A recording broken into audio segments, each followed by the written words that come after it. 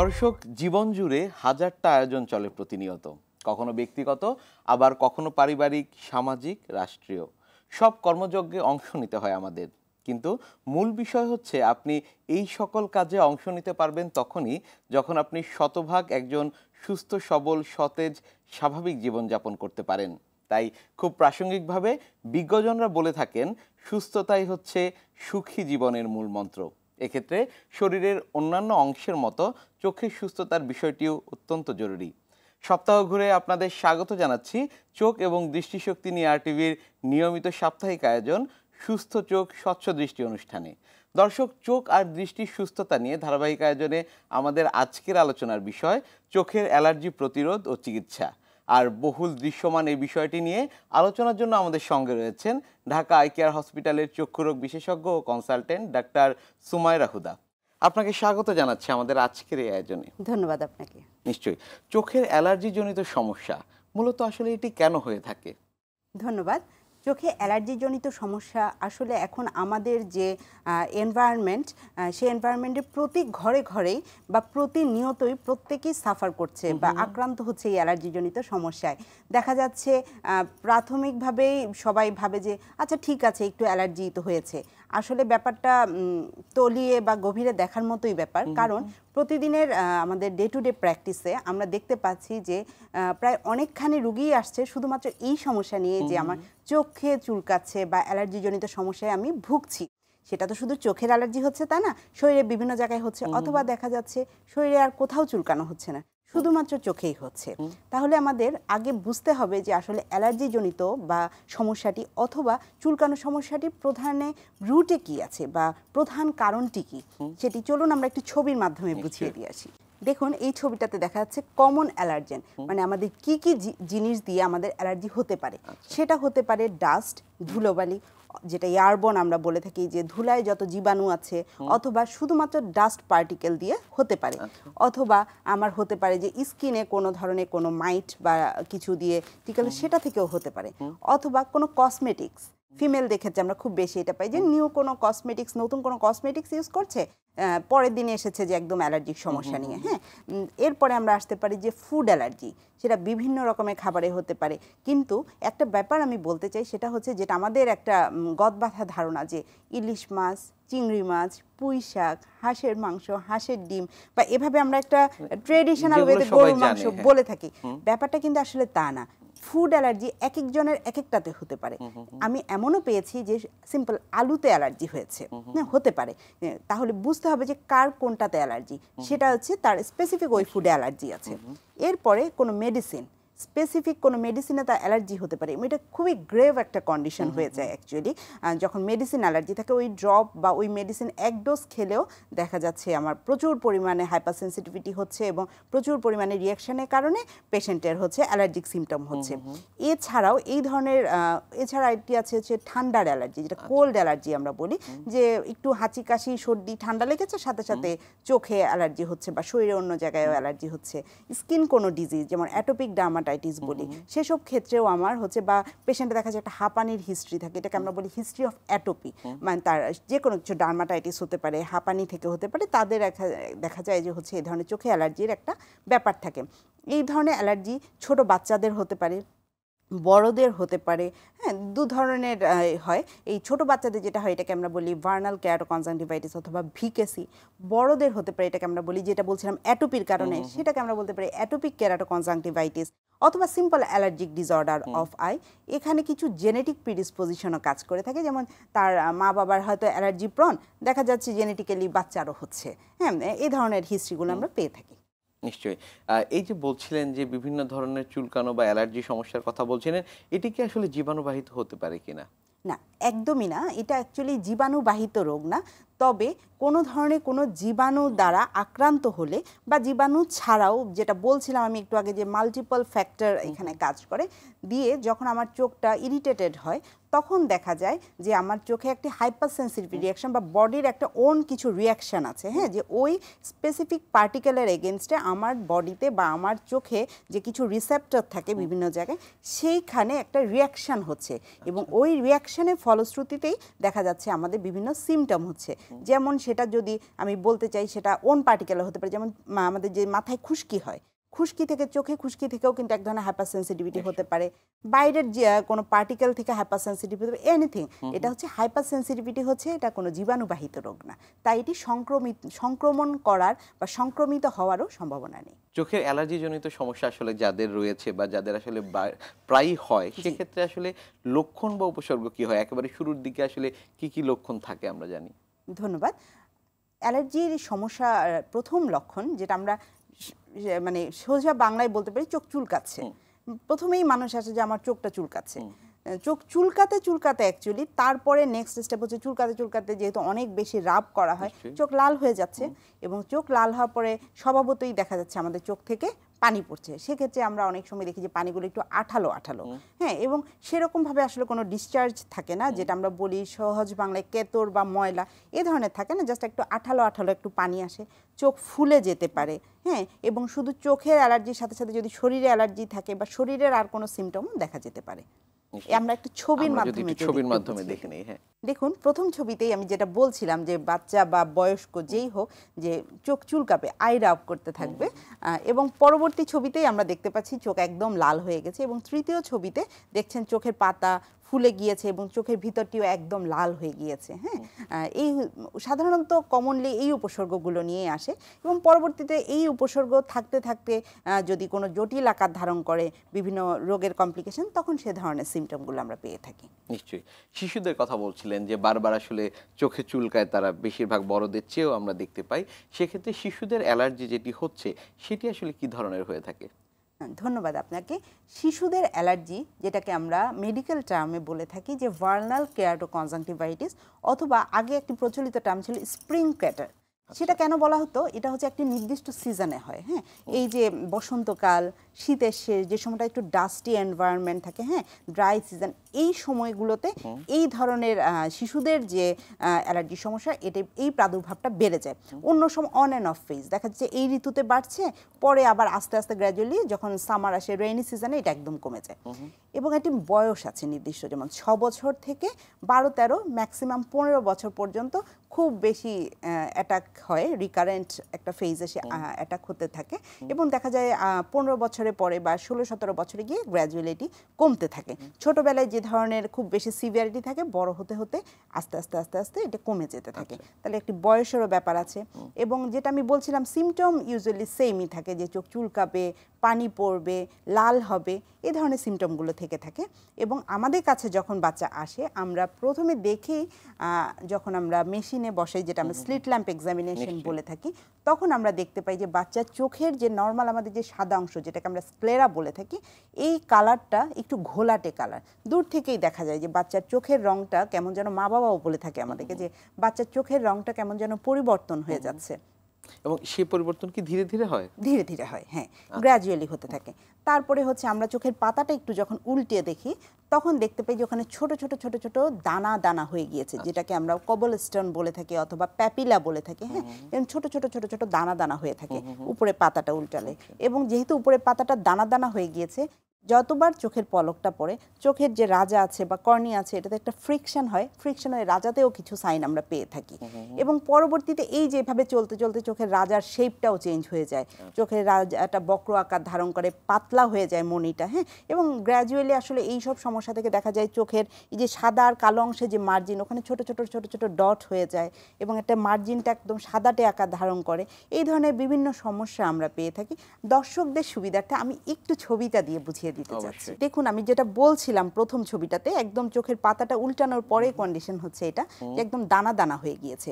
এর পরের ছবিতে এই যে দানাটা থেকে একটা স্কারিং এর মতো ডেভেলপ করেছে, সাদা হয়ে গিয়েছে, এবং চোখের রাজার চারপাশে একটা সাদা আবরণের মতো তৈরি হয়েছে। আস্তে আস্তে এটা স্কার, হর্নার ট্রান্টাস ডট, এগুলো আমাদের মেডিকেল টার্ম। সহজ ভাষায় যদি বলতে চাই, যে দানা থেকেই বিভিন্ন কমপ্লিকেশন হয় এবং চোখের রাজায় বিভিন্ন ধরনের দাগ পড়ে যায়, এই ধরনের সাইনগুলো আমরা পেয়ে থাকি।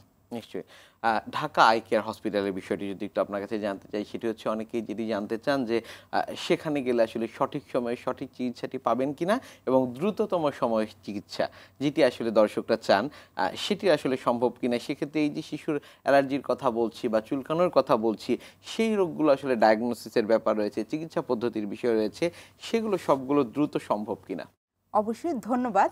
আমি আপনাদের মাধ্যমে দর্শকদেরকে বলতে চাই, সেটা হচ্ছে আমাদের ঢাকা আই কেয়ার হসপিটালটি স্পেশালাইজড হসপিটাল। এখানে সব ধরনের সাব স্পেশালিটি ডক্টর আমাদের রয়েছে। আমরা প্রতিনিয়তই এই ধরনের শিশুদের চিকিৎসা দিয়ে থাকি এবং যত দ্রুত সম্ভব আমরা শুধুমাত্র চিকিৎসার আওতায় আনি না, আমরা রেগুলার বেসিসে বাচ্চাগুলোকে মনিটর করা এবং ওদের যথাসময়ে খোঁজ খবর নেওয়ার কাজটিও আমরা করে থাকি। আমরা এই বিষয়গুলো নিয়ে আরো কথা বলবো, আপনার কাছ থেকে আরো শুনবো, তবে ছোট একটি বিরতি থেকে ফিরে এসে। জি, অবশ্যই। দর্শক, চোখের অ্যালার্জি প্রতিরোধ ও চিকিৎসা বিষয়টি নিয়ে ঢাকা আই কেয়ার হসপিটালের সুস্থ চোখ স্বচ্ছ দৃষ্টি অনুষ্ঠানে আজ আমরা কথা বলছি। সঙ্গে রয়েছেন ঢাকা আই কেয়ার হসপিটালের চক্ষুরোগ বিশেষজ্ঞ ও কনসালটেন্ট ডাক্তার সুমাইরা হুদা। আলোচনার বাকি অংশে ফিরব সংক্ষিপ্ত সময়ের বিরতি শেষে। সঙ্গেই থাকবেন।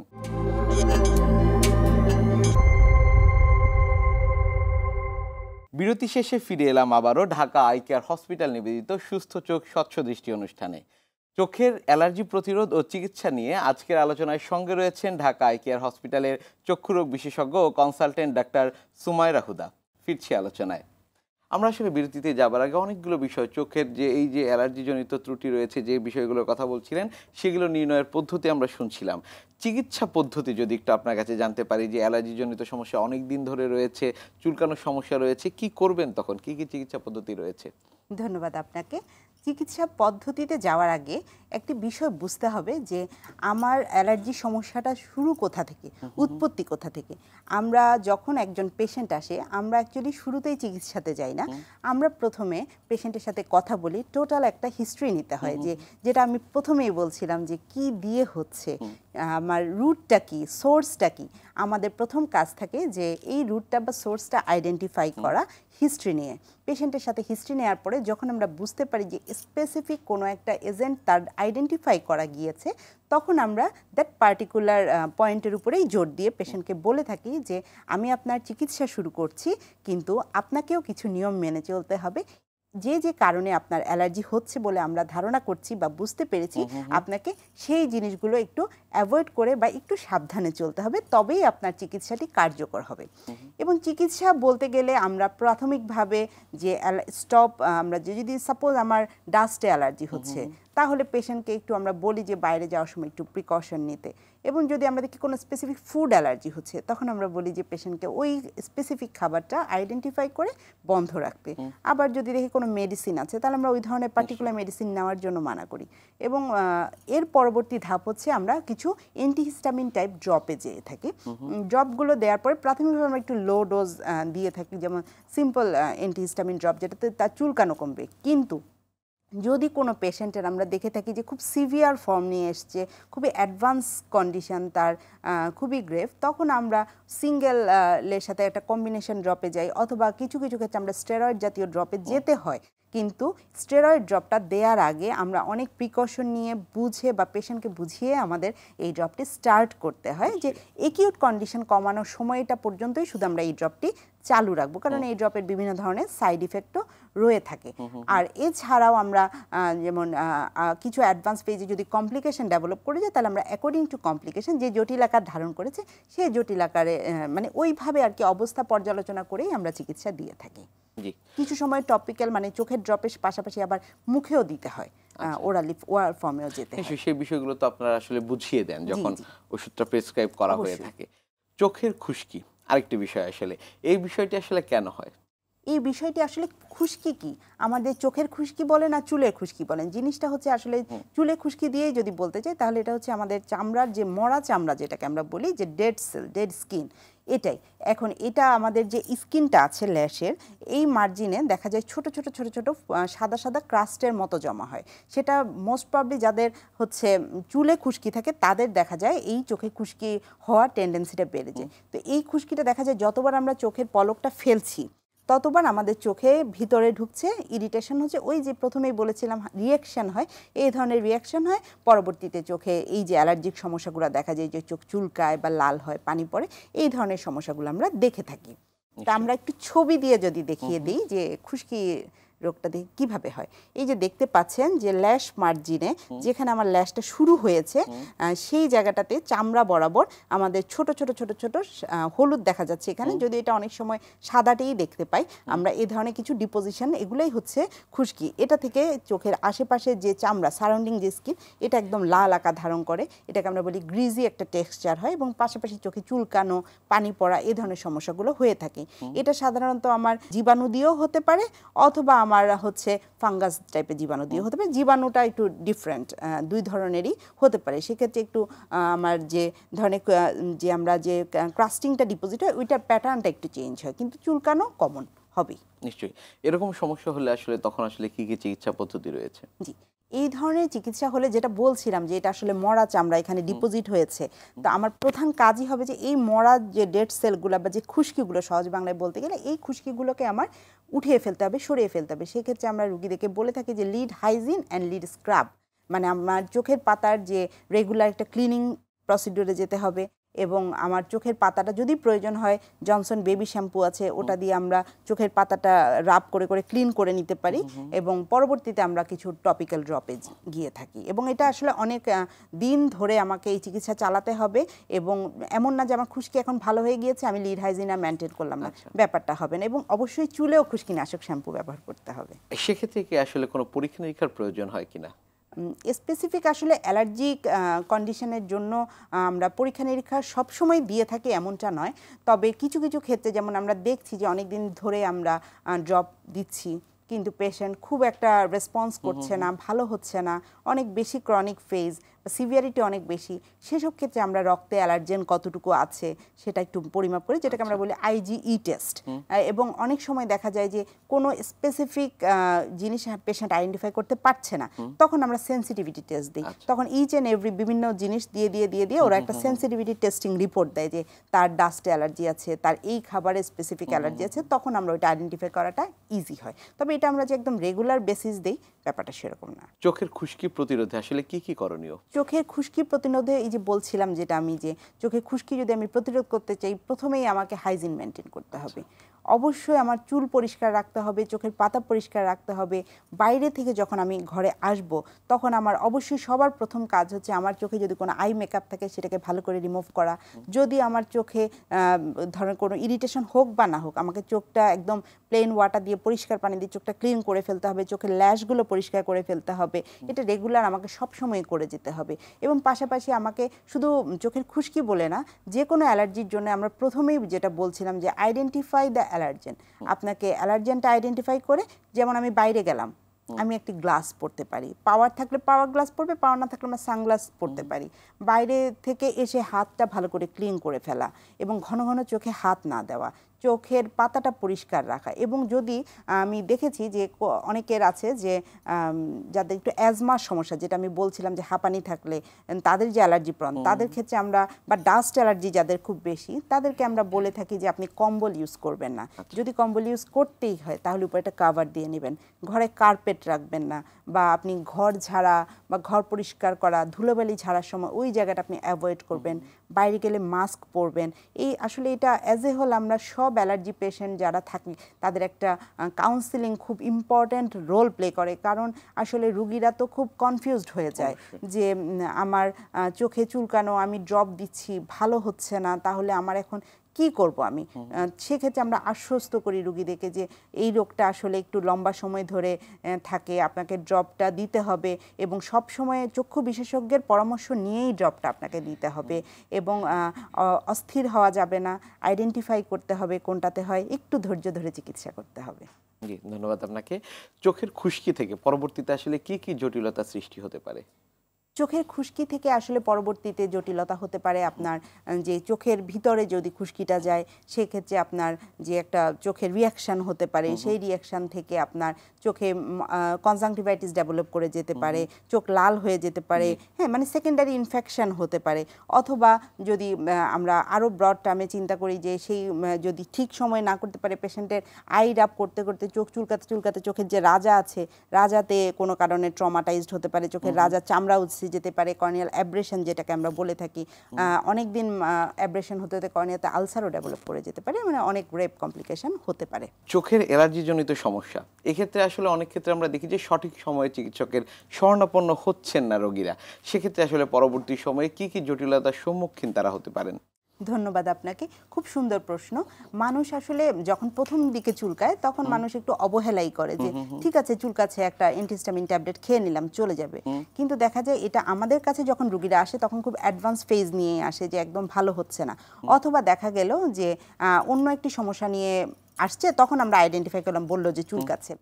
তো প্রথম দিকে যদি না আসে, চোখ চুলকাতে চুলকাতে দেখা যায় যে চোখের যে রাজাটা আছে সেই রাজাটা হচ্ছে অনেক সময় ছোট বাচ্চাদের ক্ষেত্রে সবচেয়ে বেশি যেটা হয়, রাজাটা পাতলা হয়ে যায়। হ্যাঁ, এই রোগটাকে আমরা বলে থাকি যে কেরাটোকোনাস। হ্যাঁ, এই ভিকেসি যেটা আমি আগে বলেছিলাম, এই রোগেরই কিন্তু একটা কমপ্লিকেশন হিসেবে আমরা কেরাটোকোনাস বা চোখের রাজার বক্রতা বলে থাকি। তখন কিন্তু আমাদেরকে অনেক লম্বা সময় অন্য চিকিৎসায় চলে যেতে হয়। দ্বিতীয়ত, বাচ্চা যখন চোখ চুলকায় বা একজন বড় মানুষই যখন চোখ চুলকায়, অনেক সময় নখের আঘাতে চোখের রাজা ছিঁড়ে যেতে পারে, সেটাকে আমরা কর্নিয়াল অ্যাব্রেশন বলে থাকি। এটা থেকেই আবার কর্নিয়াল আলসারও ডেভেলপ করে যেতে পারে। হ্যাঁ, বা কর্নিয়াতে আলসার মানে ক্ষত হয়ে যাওয়া। হ্যাঁ, আমি দর্শকদের বলতে চাই, কখনো যদি চোখ চুলকায় অবহেলা করবেন না, এবং অবশ্যই সরাসরি চক্ষু বিশেষজ্ঞের পরামর্শ নিয়েই ডাক্তারের পরামর্শ যে ড্রপ ইউজ করতে হবে। অনেক ধন্যবাদ আপনাকে আমাদের আজকের এই অনুষ্ঠানে আসবার জন্য। ধন্যবাদ আপনাকে, ধন্যবাদ আরটিভিকে। জি দর্শক, ব্যক্তিগত এবং পারিপার্শ্বিক সম্পর্কের মতোই দেহের বিভিন্ন অর্গানের সম্পর্ককে অত্যন্ত গুরুত্ব দিয়ে দেখতে হবে। দেহের ভালো থাকার সাথে চোখের ভালো থাকা এবং চোখের কনজাংটিভাইটিস সহ অন্যান্য সমস্যার ক্ষেত্রেও চোখের যত্ন নেওয়া ও সময় মতো চিকিৎসা নেওয়া অত্যন্ত জরুরি। আজকের আলোচনা থেকে আমরা সেটিই জানতে পারলাম। প্রত্যাশা করছি এই আলোচনা চোখের সঠিক যত্ন নেবার বিষয়ে আমাদের সবার জন্য খানিকটা হলেও কাজে আসবে। সবার জন্য সুস্থ সবল চোখ আর দৃষ্টিশক্তির প্রত্যাশায় আজকের মতো বিদায় নিচ্ছি। শুভকামনা সবার জন্য।